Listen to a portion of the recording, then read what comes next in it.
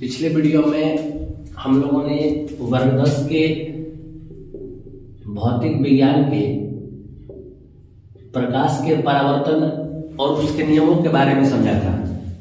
इस वीडियो में हम समझेंगे कि प्रकाश के परावर्तन कितने प्रकार के होते हैं। तो सतहों के आधार पर प्रकाश का परावर्तन दो प्रकार का होता है।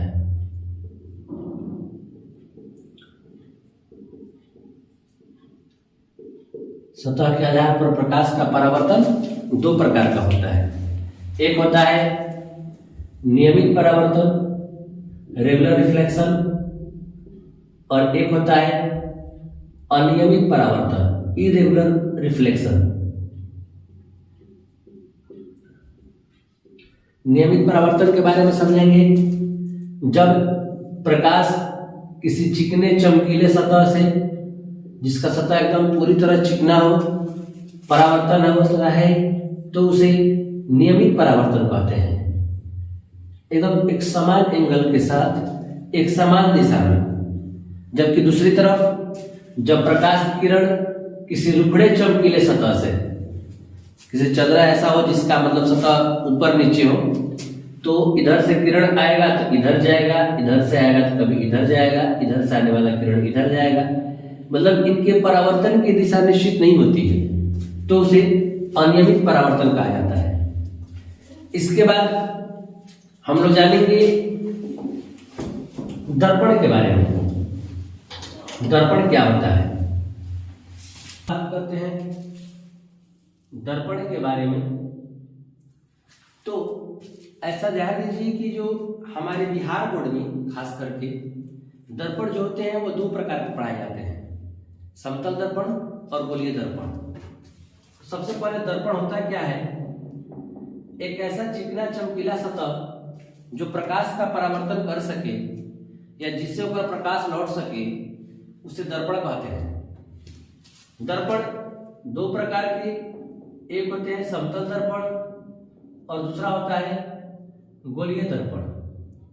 लेकिन जब आप उच्च कक्षा में जाइएगा तो गोलीय दर्पण समतल दर्पण का अलावा एक होता है परवलयिक दर्पण, जिसको पैराबोला मिरर बोला जाता है। ठीक है, इन तीनों की डेफिनेशन काफी आसान है। इसका होता है प्लेन मिरर, मतलब प्लेन वैसा दर्पण जिसका परावर्तक सतह क्या हो, तो समतल हो, प्लेन हो, उससे समतल दर्पण कहा जाता है। और वैसा दर्पण जिसका परावर्तक सतह गोल हो, उसे गोलीय दर्पण कहा जाता है। वैसा दर्पण जिसका परावर्तक सतह परवलयकार हो, ये हो गया हमारा समतल दर्पण। ये हो गया गोलीय दर्पण, क्योंकि गोलीय दर्पण दो प्रकार के होते हैं, एक है उत्तल तो एक है अवतल। और परवलयिक दर्पण जो होता है गोल ना होकर थोड़ा सा अंडनुमा रूप में होता है, इसको बोलते हैं परवलयिक दर्पण। फिर इसके बाद हम बात करते हैं प्रतिबिंब के बारे में। तो जब किसी बिंदु स्रोत से आने वाली किरणें किसी वस्तु पर पड़कर लौटती हैं, तो एक बिंदु पर वही दूसरे काटती हैं। जैसे ये मार्कर है, इसके जितने भाग से प्रकाश का परावर्तन होगा उतना भाग हमें दिखाई देगा। यदि इसको हम ऐसे ढक लेते हैं तो प्रकाश का परावर्तन सिर्फ इन्हीं भागों से हो पा रहा है, इसलिए हमें दिखाई देता है। कभी प्रतिबिंब एक किरण के कारण नहीं बनता, प्रतिबिंब दो किरणों के कारण बनता है।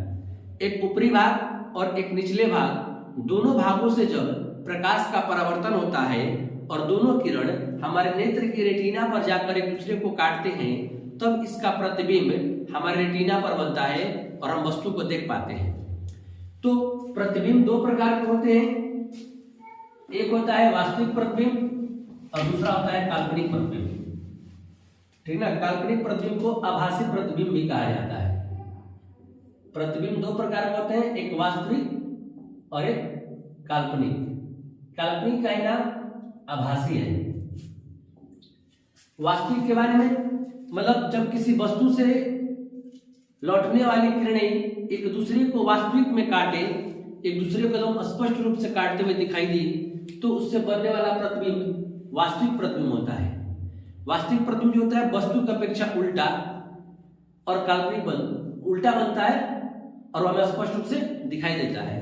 जब कोई काल्पनिक की बात करते हैं तो ये सीधा बनता है क्योंकि ये काल्पनिक किरणों के कटान से बनता है। अब हम इन दोनों के बारे में अंतर स्पष्ट करेंगे कि आभासी और काल्पनिक प्रतिबिंब में अंतर क्या होता है। तो वास्तविक प्रतिबिंब जो होते हैं वास्तविक किरणों के कटान से बनते हैं, जबकि काल्पनिक प्रतिबिंब जो होते हैं काल्पनिक किरणों के कटान से बनते हैं। वास्तविक प्रतिबिंब हमेशा उल्टा बनता है, वास्तविक प्रतिबिंब हमेशा कैसा बनता है, उल्टा, जबकि काल्पनिक प्रतिबिंब हमेशा क्या बनता है, सीधा। वास्तविक प्रतिबिंब को पर्दे पर प्राप्त कर सकते हैं, वास्तविक प्रतिबिंब हमारे पर्दे पर प्राप्त होता है, जबकि ये पर्दे पर प्राप्त नहीं होता है। वास्तविक प्रतिबिंब हमारे पर्दे पर प्राप्त होता है, जैसे कि चलचित्र सिनेमा घर में जो देखते हैं ना वो वास्तविक होता है, और ठीक आईने के सामने हम लोग जो खड़े होते हैं वो क्या होता है, काल्पनिक, क्योंकि उसको हम लोग ऑब्जर्व मतलब फाइंड नहीं कर सकते हैं। वास्तविक प्रतिबिंब हमेशा दर्पण के सामने वास्तविक प्रतिबिंब दर्पण के सामने बनता है और जो काल्पनिक होता है वो दर्पण के पीछे बनता है।